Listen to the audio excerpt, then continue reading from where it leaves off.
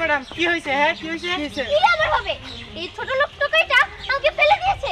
এই বেটাই তোর স্বাস্থ্য কম না, তুই ম্যাডাম ধাক্কা দিয়ে ফেলে দিছস। এদিকে মার, এদিকে মার, দে ভাই, দে ভাই, দে দে মার, দে দে।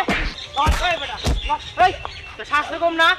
এই মাপসা হয়ে গেছে, মাপসা মাপসা মাপসা। মাফ করে দেন, আমি দিই নাই। এই বেটা ওই পায়ে ধরে মাপসা, পায়ে ধরে মাপসা, পায়ে ধরে মাপসা, পায়ে ধর ধর মাপসা। মাফ করে দেন। না না না, পায়ে ধরতে হবে না। তুমি আমার পা টাচ করলে আমার পাটাই নোংরা হয়ে যাবে। ছি, এই টোকাইটার শরীর থেকে কি একটা বাজে স্মেল আসছে। থু, ও আসছে আমার পায়ে ধরতে। ম্যাডাম, আমরা গরিব হইতে পারি, কিন্তু আমাদের গা দিয়ে কোনো গন্ধ নাই। হয়তো বা কাপড় চোপড় ছিঁড়ে হইতে পারে ম্যাডাম। ম্যাডাম ওর কথা রাগ করেন না, আপনি যান। হ্যাঁ যান যান। এই তোর আমার মালিকে এই বেটা তোর মারব না কি করব? হ্যাঁ একটা মেয়ের সাথে তুই খারাপ ব্যবহার করস। এই আমি হলে কি খারাপ ব্যবহার করছি? আমি ওই জায়গায় বোতল ছিল, সে দাঁড়ায় আসলাম, দেখি নাই। তাড়াতাড়ি করে বোতলটা তুলতে গেছি, সে পড়ে গেছে।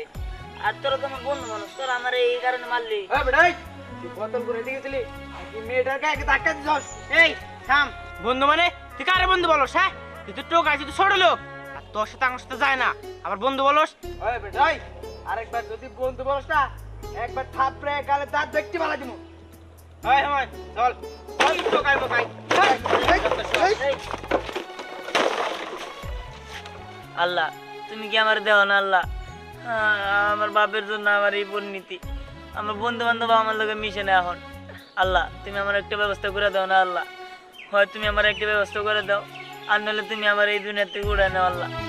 আমার এই জীবন আর ভালো লাগে না।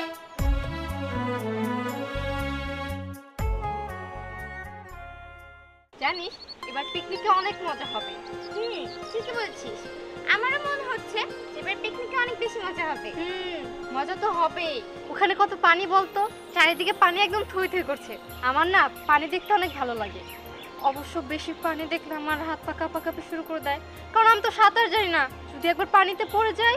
আমার আম্মু তো তাই বলেছিল। আমাকে তো প্রথমে যেতে দিতে চাচ্ছিল না, তারপর অনেক বলার পরে তখন রাজি হয়েছে।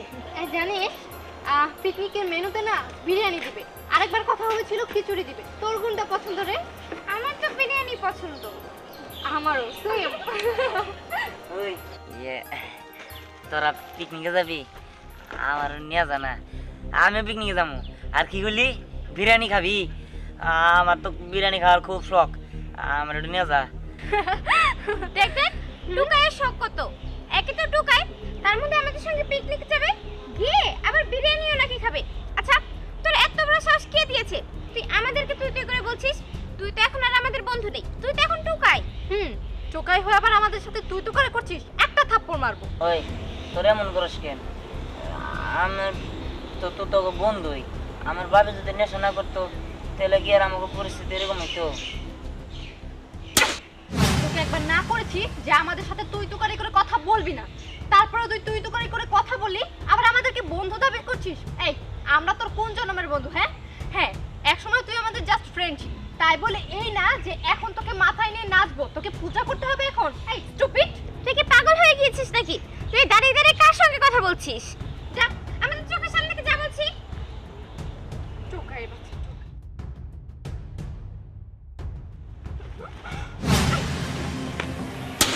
এই তোর কত বড় সাহস, তুই আমাদের পায়ে খামচে দিতে যাচ্ছিলি? কি ব্যাপার রায়না, লাবণ্য, বিহানের হাত তুললা কেন?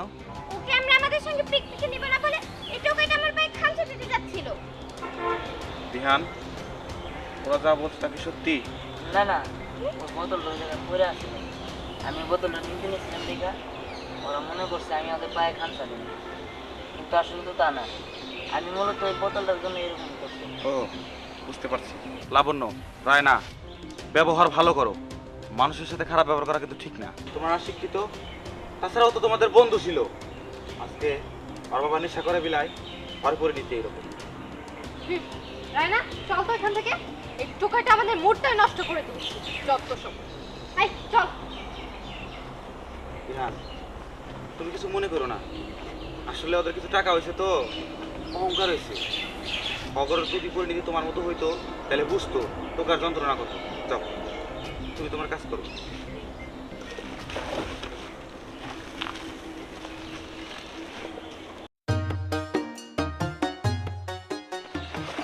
দেখ গে তো মেলা কিছু পাই গেলাম হ্যাঁ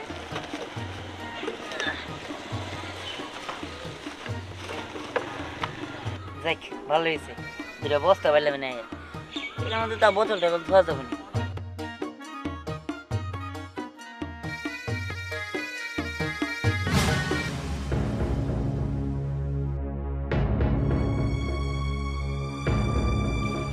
এত টাকা আল্লাহ এত টাকা পাই গেছি আল্লাহ তুমি মনে হয় আমার মুখের দিকে তাকাইছো যাক আমার ভাগ্য তো ঘিরে গেছে এই টাকা দিয়া আমি আমার জীবনটা পরিবর্তন করে ফেলাম এইগুলো আমি নিয়ে যাই যাই আমার আর বোতল ঢুকাই দিব না আমি এগুলো নিয়ে যাই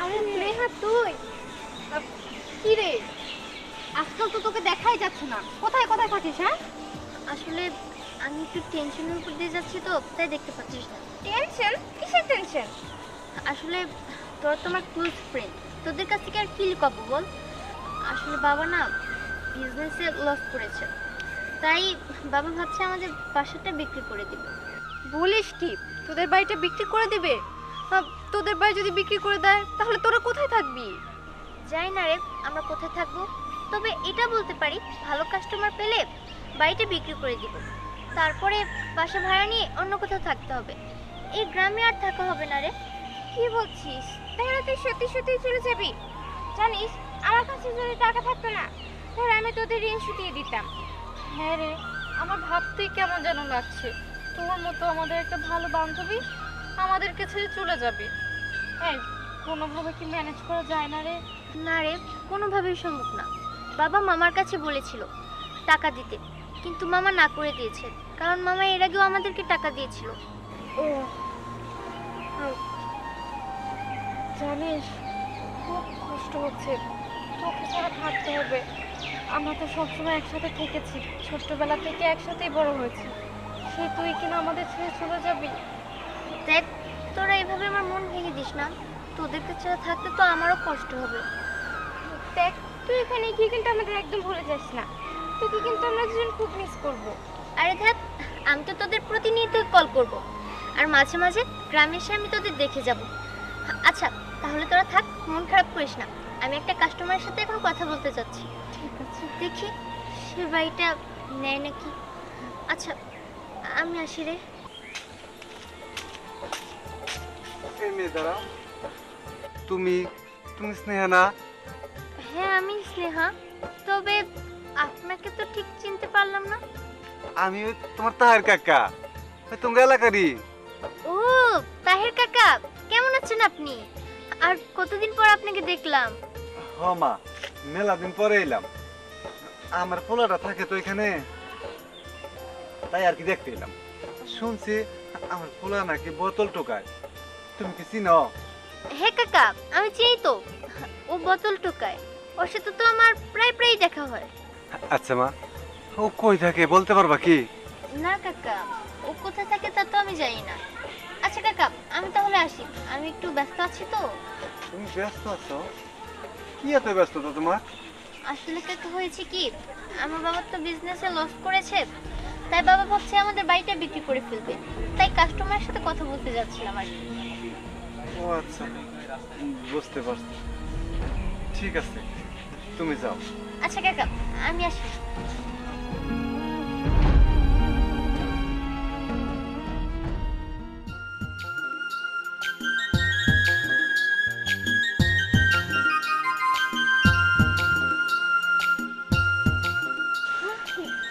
কিরে দিহান তোর এত পরিবর্তন হঠাৎ করে তোর এত পরিবর্তন কিন্তু এটা কেমনে সম্ভব তুই না টোকাইছিলি তোর এত পরিবর্তন কিভাবে হইলো তুই কি চুরি ডাকাতি করছিস নাকি হ্যাঁ হ্যাঁ সত্যি করে বল তো তুই তো চুরি করিসনি আরে না না চুরি ডাকাতি করবো কিসের জন্য আল্লাহ পরিবর্তন করে দিছে আল্লাহ পরিবর্তন করছে মানে বুঝলাম না আর এত কিছু বোঝার দরকার নেই জিজির ওদের 1 লক্ষ টাকা দিয়ে দেন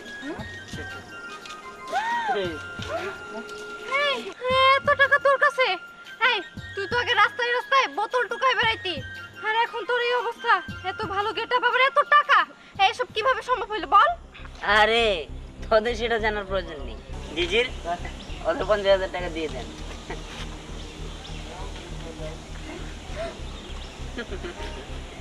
কি খুব খুশি? খুশি হয়ে লাভ কি? হ্যাঁ শোন, তোরা তো আজ তো ছোট লোক, তোদের মনে আছে না তোরা পিকনিকে যেতে চেয়েছিলি, আর আমি তোদের সাথে যেতে চেয়েছিলাম দেখে তোরা আমার সাথে কি আচরণ করেছিলি, আমার গায়ে হাত পর্যন্ত চলেছিলি তোরা, সেগুলো আমি ভুলে যাইনি। আচ্ছা যাই হোক, তোরা এই টাকাটা দিয়ে পিকনিক কর। জিজির চলেন, ওই বাড়িটা কিনতে হবে, ওখানে যাই।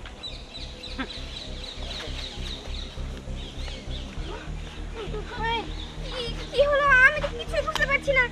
ওই ছোট লোকের বাচ্চা এত করে টাকা কোথা থেকে পেলো? আমি তো তাই ভাবছি, হঠাৎ করে এত কোটিপতি, ওকে তো চেনাই যাচ্ছে না। আচ্ছা, আমাদের এত কিছু ভাবার দরকার নেই। যেহেতু আমাদেরকে 1 লাখ টাকা দিয়েছে, একটা কাজ কর, তোরা 50,000 নে আর আমাদের দুজনকে দিয়ে দে। ঠিক আছে, হ্যাঁ, এই টাকা দিয়ে আমরা শপিং করব। চল চল চল চল। কি ব্যাপার, এখন আসে না কেন? স্যার এই জায়গার ঠিকানা দিল, আসতে তো দেরি হয়ে গেছে। বুঝতেছি না।